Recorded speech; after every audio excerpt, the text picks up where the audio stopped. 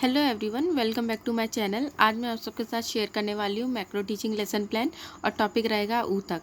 अब हम सबसे पहले अपने प्लान को स्टार्ट करें, उससे पहले हम देख लेते हैं उसका बेसिक फॉर्मेट। किसी भी मैक्रो टीचिंग लेसन प्लान को स्टार्ट करने से पहले सबसे पहले हम ऊपर हेडिंग लगाएंगे बृहद शिक्षण पाठ योजना, और जो भी हमारी पाठ योजना रहेगी हम उसका नंबर उसके सामने डाल देंगे। बृहद मीन्स मैक्रो। इसके बाद कुछ बेसिक एंट्रीज होती हैं, उन्हें हमें फिल करना होता है, जैसे कि दिनांक। जिस भी दिनांक में हम ये लेसन प्लान पढ़ाएंगे हम वो दिनांक डालेंगे। इसके बाद विद्यालय का नाम, हम कौन से विद्यालय में अपनी मैक्रो टीचिंग कर रहे हैं हम उस विद्यालय का नेम डालेंगे। विषय, हम कौन सा विषय पढ़ा रहे हैं, ये विज्ञान है तो मैंने इधर विज्ञान डाला है। प्रकरण, हमारा क्या टॉपिक रहने वाला है तो हम उस टॉपिक का नेम डालेंगे। टॉपिक है ऊतक मीन्स टिश्यू। कक्षा, हम कौन सी कक्षा में पढ़ा रहे हैं तो ये 9th क्लास है। चक्र, कौन से चक्र में हमने लेसन प्लान पढ़ाया है तो हम उस चक्र का इधर नेम मेंशन कर देंगे, नंबर डाल देंगे। थर्ड पीरियड में ये लेसन प्लान पढ़ाया गया तो इधर थर्ड डला हुआ है। इसके बाद कालांश आएगा। जितने भी मैक्रो टीचिंग के लेसन प्लान रहते हैं वो सारे के सारे 35 मिनट्स के होते हैं, तो इसमें कोई चेंज नहीं रहता है। चाहे आप आर्ट्स का बनाए, मैथ्स का बनाए, किसी भी सब्जेक्ट का बनाए, जो कालांश का मीन्स ये जो टाइम ड्यूरेशन होती है मैक्रो टीचिंग लेसन प्लान में 35 मिनट्स की रहती है, तो यहाँ पर हम 35 मिनट डाल देंगे। इसके बाद हम आएंगे नीचे, तो इधर हम 3 कॉलम बनाएंगे। सबसे पहले शिक्षण बिंदु, दूसरा शिक्षण उद्देश्य, तीसरा विधि प्रविधि सहायक शिक्षण सामग्री। शिक्षण बिंदु में जो हमारा टॉपिक होता है, हमारा टॉपिक है ऊतक, तो शिक्षण बिंदु में हम सिर्फ उसका नेम डाल देंगे, यहाँ पर हम लिख देंगे ऊतक। इसके बाद आएंगे शिक्षण उद्देश्य। शिक्षण उद्देश्य की बात करें तो ये टोटल 6 हैं। अब हम नंबर बाई नंबर एक एक करके इन सबको देख लेंगे। सबसे पहले आता है ज्ञानात्मक उद्देश्य, तो इसमें हम लिखेंगे छात्रों को विषय वस्तु से संबंधित ज्ञान प्रदान करना। एक बार रिपीट करती हूँ मैं, हमारा है पहला उद्देश्य ज्ञानात्मक उद्देश्य, तो इसमें हम लिखेंगे छात्रों को विषय वस्तु से संबंधित ज्ञान प्रदान करना। दूसरे नंबर पर आएगा अवबोधात्मक उद्देश्य, तो इसमें हम लिखेंगे छात्रों को विषय वस्तु में दी गई संबंधित तथ्यों का बोध कराना। थर्ड नंबर पे आएगा अनुप्रयोगात्मक उद्देश्य, तो इसमें हम लिखेंगे छात्रों को विषय वस्तु में दी गई विशिष्ट बातों का अपने जीवन में प्रयोग करना सिखाना। फोर्थ नंबर पे आएगा कौशलात्मक उद्देश्य, तो इसमें हम लिखेंगे छात्रों के अंदर विशिष्ट कौशल विकसित करना। फिफ्थ नंबर पे है अभिवृत्त्यात्मक उद्देश्य, तो इसमें हम लिखेंगे छात्रों में विज्ञान विषय के प्रति सकारात्मक एवं वैज्ञानिक अभिवृद्धि उत्पन्न करना। 6 नंबर पे, और ये लास्ट भी है, इसमें ये है अभिरुचियात्मक उद्देश्य, तो इसमें हम लिखेंगे छात्रों को विज्ञान विषय के अध्ययन के प्रति रुचि उत्पन्न करना। इस तरीके से हमारा जो सेकंड कॉलम है इसकी बेसिक एंट्री हम कंप्लीट करेंगे। अब हम आएंगे थर्ड कॉलम में, तो लेसन प्लान में हम जो भी विधि इसमें यूज़ करने वाले हैं हम उन विधियों के यहाँ पर एंटर कर देंगे। तो सबसे पहले हम लिखेंगे विधि। विधि में हमारे इधर आएगी व्याख्यान विधि, और हम प्रदर्शन विधि भी लगाएंगे, लिख देंगे यहाँ पर, क्योंकि हम यहाँ पर TLM का उपयोग करेंगे तो वो हम प्रदर्शन करेंगे। प्रविधि में आएगा प्रश्नोत्तर विधि, क्योंकि हम बच्चों से सवाल जवाब भी करेंगे।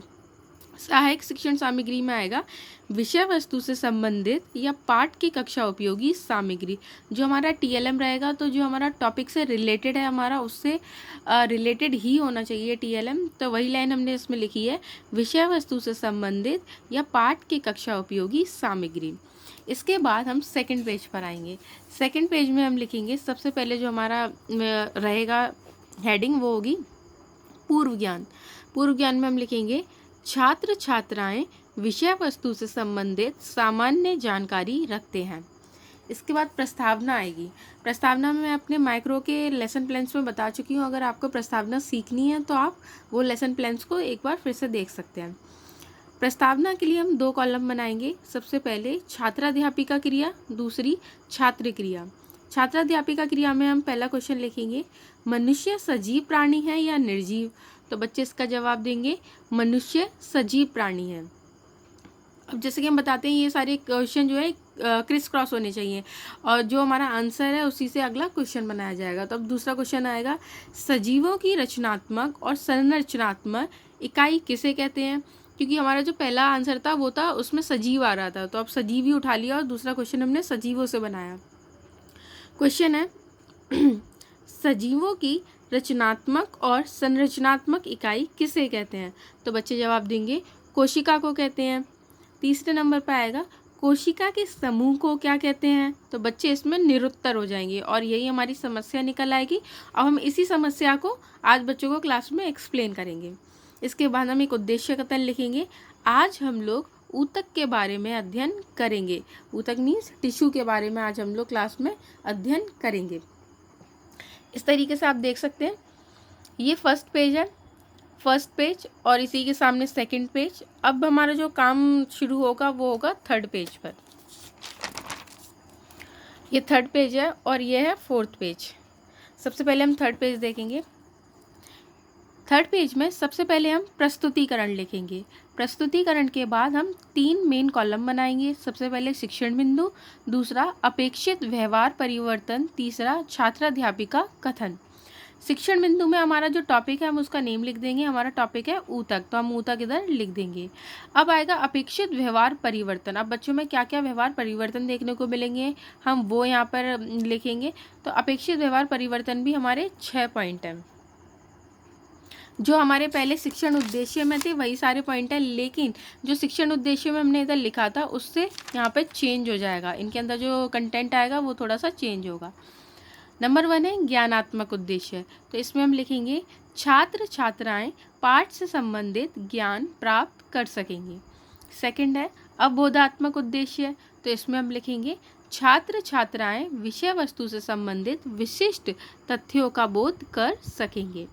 थर्ड नंबर पे आएगा अनुप्रयोगात्मक उद्देश्य। इसमें हम लिखेंगे छात्र छात्राएं विषय वस्तु से संबंधित विशिष्ट ज्ञान का अपने जीवन में उपयोग कर सकेंगे।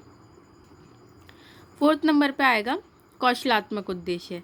इसमें हम लिखेंगे छात्र छात्राओं ने विषय वस्तु के माध्यम से विशिष्ट कौशल विकसित कर सकेंगे।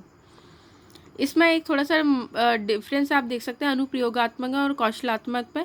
बाकी की सारी लाइन सेम है, बट डिफरेंस क्या है, इसमें हमने लिखा है जीवन में उपयोग कर सकेंगे और इधर हमने लिखा है कौशल विकसित कर सकेंगे।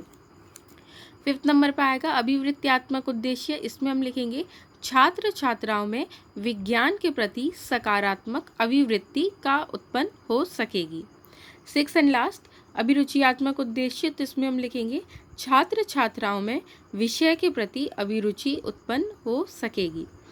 इधर आएगा छात्राध्यापिका कथन। छात्राध्यापिका कथन के सामने ही कॉलम बनाया जाएगा छात्र क्रिया का। छात्र क्रिया, उसके जस्ट सामने होगा विधि, प्रविधि, सहायक शिक्षण सामग्री और उसके बाद होगा श्यामपट्ट कार्य। छात्राध्यापिका कथन में हम देखेंगे सबसे पहले हम विकासात्मक प्रश्न पूछेंगे। विकासात्मक प्रश्न में सबसे पहला प्रश्न रहेगा कोशिका की खोज किसने की थी। क्योंकि अभी हम बच्चे को ऊतक पढ़ा रहे हैं तो इट मीन्स कि बच्चा कोशिका पढ़ चुका है। तो हम पहला यहाँ पे क्वेश्चन रखेंगे कोशिका की खोज किसने की थी। तो बच्चे जवाब देंगे कोशिका की खोज रॉबर्ट हुक ने की थी। दूसरा क्वेश्चन रहेगा कोशिकाओं के समूह को जो विशेष कार्य करती हैं क्या कहते हैं। तो बच्चे यहाँ पे निरुत्तर हो जाएंगे और यही आपकी समस्या है। इसके बाद यही समस्या को आपको अपनी क्लास में एक्सप्लेन करना होगा।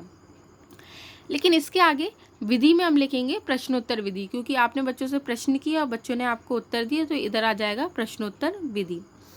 अब छात्राध्यापिका कथन आएगा। आपका टॉपिक है ऊतक, तो आप बच्चों को जितना भी ऊतक से रिलेटेड कंटेंट है वो यहाँ पर लिखेंगी। अगर आप थोड़ा यहाँ पे कम लिख रही हैं तो कोई दिक्कत नहीं है। आप बच्चों को क्लास में ऊतक से रिलेटेड एक भी पॉइंट आप मेक श्योर करें कि छूटे ना। आप सब बच्चों को ऊतक से रिलेटेड सब कुछ बच्चों को क्लास में एक्सप्लेन कर देंगी। और इधर छात्र क्रिया में आएगा छात्र छात्राएं ध्यानपूर्वक सुनेंगे। इसके बाद जैसे कि हम पहले सहायक शिक्षण सामग्री का एक ऑप्शन लिख चुके थे, उसमें हमने लिखा था टॉपिक से संबंधित या कक्षा के उपयोगी सामग्री का उपयोग करना। अब हम यहाँ पे एक TLM लगाएंगे। ये एक चार्ट है, यही इसका ये एक मिनिएचर है। इसी का बड़ा चार्ट आपको जब आप टीचिंग करेंगे क्लास में लेकर के जाना होगा और बच्चों को पॉइंटर की मदद से आपको क्लास में एक्सप्लेन करना होगा। इधर हम लिखेंगे व्याख्यान प्रदर्शन विधि, क्योंकि हम बच्चों को एक्सप्लेन करेंगे और शो भी करेंगे। ये एक मिनिएचर है, इसमें बनाया गया ट्रांसफर सेक्शन ऑफ टिश्यू। ये एक ट्रांसफर सेक्शन है और उसकी लेबलिंग की गई है। इससे बच्चों को आप ऊतक एक्सप्लेन कर देंगी। फिर इधर आता है श्यामपट्ट कार्य। श्यामपट्ट कार्य बेसिकली वो होता है, आप एक ब्लैक कलर का पेपर लेंगी और आप इस पर वो सारे मेन पॉइंट एंटर करेंगी जो आप बच्चों को क्लास में पढ़ाते समय ब्लैक बोर्ड पर लिखेंगी। क्योंकि सिर्फ हम ओरली बच्चों को एक्सप्लेन नहीं करते, हम कुछ मेन पॉइंट होते हैं जो ब्लैक बोर्ड पर लिखते हैं। तो जो मेन पॉइंट आप ब्लैक बोर्ड पर लिखेंगी वही उसका एक मिनिएचर आपको यहाँ पर चिपकाना है। तो आप इस तरीके के ब्लैक पेपर पे एक मिनिएचर ब्लैक बोर्ड का चिपका देंगे, और ये TLM का। इसके बाद हम लास्ट पेजेस पे आएंगे। लास्ट पेजेस पे हम कॉलम बनाएंगे। सबसे पहले शिक्षण बिंदु, अपेक्षित व्यवहार परिवर्तन, वही जो हमारे पीछे थे वही इधर भी कॉलम बनेंगे। लेकिन जब आप बच्चों को समझा देंगी तो नया काम इसमें यह है, जब आपने छात्राध्यापिका का कथन दे दिया तो अब आप बच्चों से बोधात्मक प्रश्न करेंगी। जितना भी आपने बच्चों को एक्सप्लेन किया है आप उसी से रिलेटेड आप बच्चों से क्वेश्चन करेंगी। सबसे पहले प्रश्न, आप बोधात्मक प्रश्न में 4 से 5 क्वेश्चन रख सकते हैं। सबसे पहला प्रश्न है, कोशिकाओं के समूह को क्या कहते हैं? तो छात्र क्रिया में आएगा, कोशिकाओं के समूह को ऊतक कहते हैं। विधि, प्रश्नोत्तर विधि। दूसरा क्वेश्चन रहेगा, क्या ऊतक में समान संरचना और कार्य होता है? तो बच्चे जवाब देंगे, हाँ, ऊतकों में समान संरचना और कार्य करते हैं। इसके बाद आएगा पुनरावर्ती प्रश्न, मीन्स रिवीजन। आपने जितना भी बच्चों को पढ़ाया आप अब बच्चों को कुछ रिवाइज कराएंगी, इसलिए आप बच्चों से कुछ क्वेश्चन करवाएंगी। इसमें आप true false, filling in the blanks, matching, short answer type question रख सकते हैं। 2 कॉलम बनाए जाएंगे। सबसे पहले छात्राध्यापिका क्रिया, दूसरा छात्र क्रिया।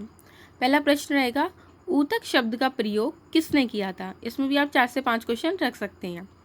ऊतक शब्द का प्रयोग किसने किया था? तो बच्चे जवाब देंगे, ऊतक शब्द का प्रयोग बाइकार्ट ने किया था। दूसरा प्रश्न रहेगा, ऊतक किसे कहते हैं? तो बच्चे जवाब देंगे, बहुत सारी कोशिका से मिलकर ऊतक का निर्माण होता है।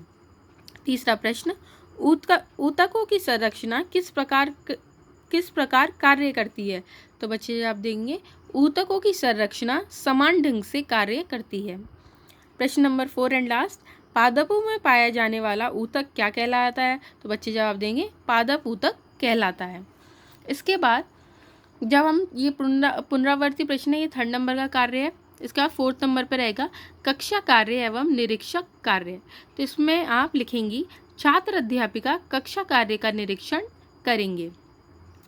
गृह कार्य में आएंगे, आपने जो भी टॉपिक पढ़ाया है उससे रिलेटेड आज अब आपकी बारी है कि आप बच्चों को कुछ होमवर्क दें। तो इसमें आप लिखेंगे, ऊतकों के प्रकार के बारे में अध्ययन करेंगे। जब इतना सब काम हो जाएगा तो इधर 2 हेडिंग और लगाई जाएंगी, 2 मतलब लाइन आप लिखेंगे। पहला पर्यवेक्षक टिप्पणी, दूसरा पर्यवेक्षक हस्ताक्षर। जो भी टीचर आपकी क्लास में बैठ करके आपको देख रहे होंगे कि आपने कैसा पढ़ाया, वो यहाँ पे एक टिप्पणी लिखेंगे और अपने साइन करेंगे। इस तरीके से हमारा lesson plan for macro teaching और टॉपिक ऊतक खत्म हो जाएगा। Thank you.